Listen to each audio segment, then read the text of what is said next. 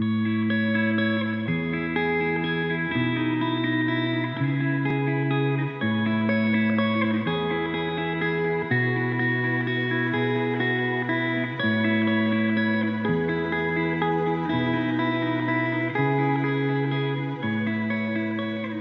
nós identificamos como um dos pontos fulcrais nestes desafios todos para a juventude futuro, que é a exclusão, primeiramente, disparidades socioeconómicas no espaço geográfico de cada um dos países.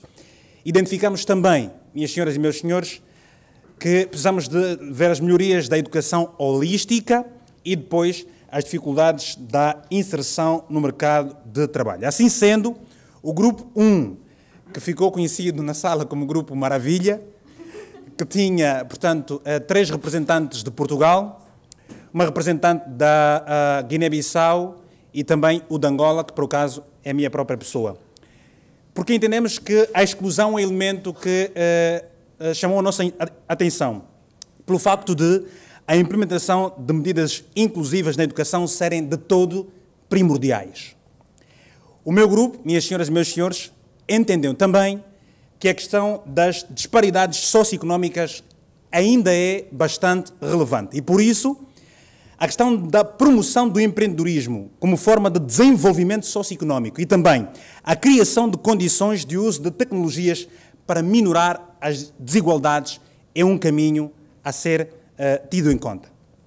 Há um terceiro ponto que o Grupo 1 também identificou, que se consubstancia no facto de haver uma grande necessidade para a melhoria da educação holística, como fizemos referência aqui. É que os conteúdos lecionados nas escolas têm de ser atraentes e também que se adaptem às realidades territoriais. E porquê?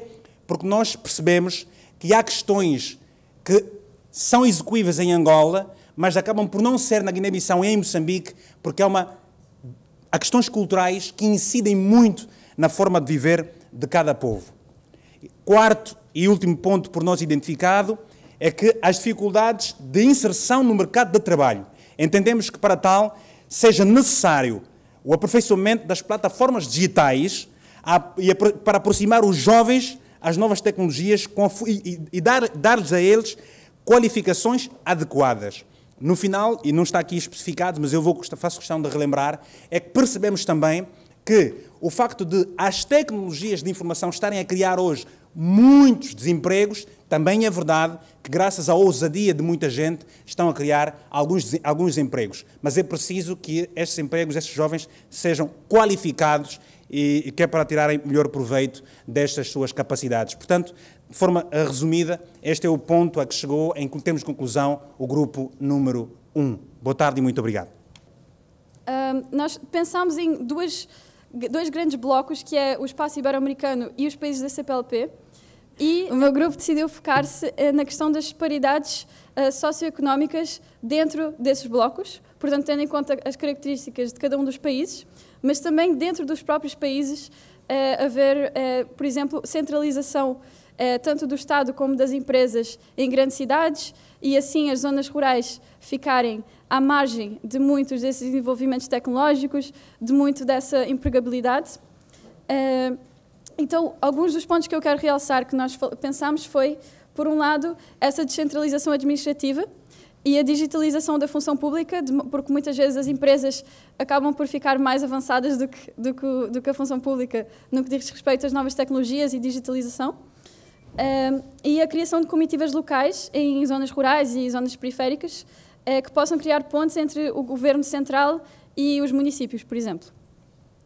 Por outro lado, como também já foi dito, mas é muito importante, estimular o empreendedorismo nas zonas rurais, premiando empresas que contratam pessoas em zonas periféricas, através também de benefícios fiscais, por exemplo, e tirando barreiras à entrada no mercado e expandindo assim o mercado. Pensámos de maneira geral, mas claro, o nosso tema era inovação e novas tecnologias, então focámos muito também em empresas que desenvolvessem produtos tecnológicos e serviços tecnológicos. Por último, pensámos muito no papel das organizações internacionais, então aqui a OIT, CPLP e OEI, como instrumentos de multilateralismo e como podendo criar recomendações para cada um desses países e para cada uma dessas regiões, no sentido de reduzir essas desigualdades socioeconómicas e regionais também. E é isso.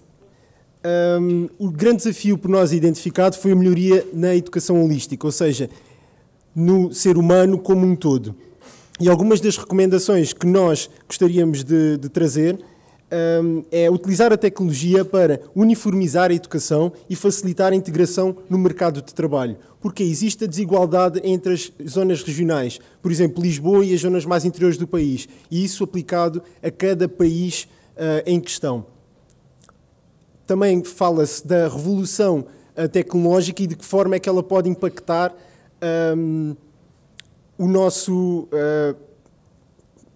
a parte dos jovens, ou seja, a evolução tecnológica a curto prazo pode mostrar alguma discrepância, mas acreditamos que a longo prazo, com o acesso à internet para todas as zonas, irá facilitar, de certa forma, a integração dessas pessoas. Outras recomendações que temos é promover a educação cívica através do acesso à informação, de forma a ir de encontro às necessidades específicas de cada país, como já tinha abordado. Reconhecer também o papel da tecnologia na criação de novas competências e investir na expansão da tecnologia, dando as oportunidades novamente aos jovens.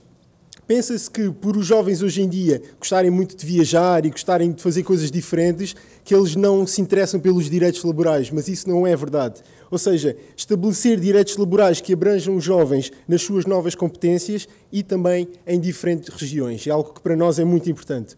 Por fim, queria apenas finalizar com a educação dos jovens, de forma a que eles participem ativamente na política, porque desta forma conseguimos introduzir a tecnologia na política, dando novas oportunidades para todos. Muitíssimo obrigado. De todas as questões que nós trouxemos aqui, verificamos a questão da exclusão social, as disparidades socioeconômicas, a melhoria da educação de forma holística, como o colega muito bem falou, e as dificuldades da inserção no mercado de trabalho, dificuldades entre jovens, principalmente. Como o nosso grupo, o Grupo 4, ele tratava principalmente de políticas a nível global, nacional e regional, para mais oportunidades de jovens, a gente tentou fazer um caminho diferente. A gente não buscou só a verificação das problemáticas, mas também possíveis soluções que fossem práticas e aplicáveis. Acabou que nós verificamos muitos objetivos macro, né, que precisam de ser verificados, mas também vimos a necessidade de aplicações de acordo com as desigualdades e com as características de cada sociedade que nós verificamos aqui. Não um tecido social homogêneo, a gente trata de países da CPLP, que compõem uma comunidade de países de língua portuguesa, que não é uma sociedade homogênea, nós temos aqui disparidades sociais. Nós verificamos, e de todas essas problemáticas, nós tentamos, né, em grupo, com o desafio do tempo, nós tivemos pouquíssimo tempo para pensar em, basicamente, soluções para o mercado de trabalho. E, como primeira possível solução, nós verificamos a possibilidade de criação de um plano para aquisição ou potencialização de competências básicas, que vise as populações menos favorecidas, porque acaba que a gente fala em desenvolvimento, mas a gente, em desenvolvimento, não tendo um tecido social homogêneo, a gente não parte de relações iguais. Nós tratamos com desigualdades. Então, é que nem aquele exercício que se faz quando coloca todo mundo em uma fileira e fazemos questões, quem teve acesso a ensino de idiomas no ensino básico, quem teve acesso a determinadas capacitações. Várias pessoas vão dando passos à frente e depois pede-se que todo mundo corra. Então, todo mundo corre já em uma situação desigual. Então, para tratar com essas desigualdades, a gente precisa lidar com as desigualdades e lidar com um princípio de igualdade que olhe para essas disparidades sociais.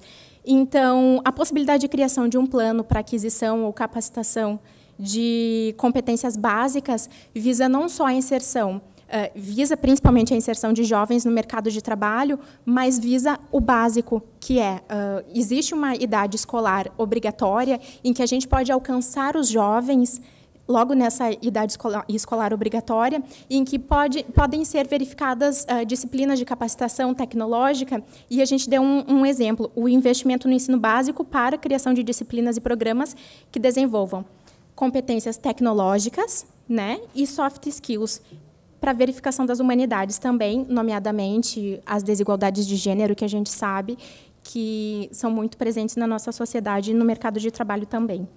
De acordo com as realidades e necessidades de cada sociedade, sem olhar isso, as disparidades. Como segunda proposta, a gente teve a possibilidade da criação de um sistema de cotas para jovens da comunidade CPLP. Pode ser visado um intercâmbio para inserção no mercado laboral, seja público, seja privado, isso pode ser pensado com maior profundidade, mas, em contrapartida, as empresas poderiam ter, e isso foi pensado pelo grupo, abatimentos ou isenções fiscais que possam tornar mais atrativos a inserção de jovens no mercado de trabalho. Então, seria uma contraprestação para a implementação de um sistema de cotas de jovens da comunidade CPLP nas empresas. E o abatimento ou isenções fiscais das empresas que aderirem ao sistema. Basicamente, a gente pensou nessas duas propostas para serem aplicadas, para serem aprofundadas, desculpa. E eu acredito que seja isso. Muito obrigada.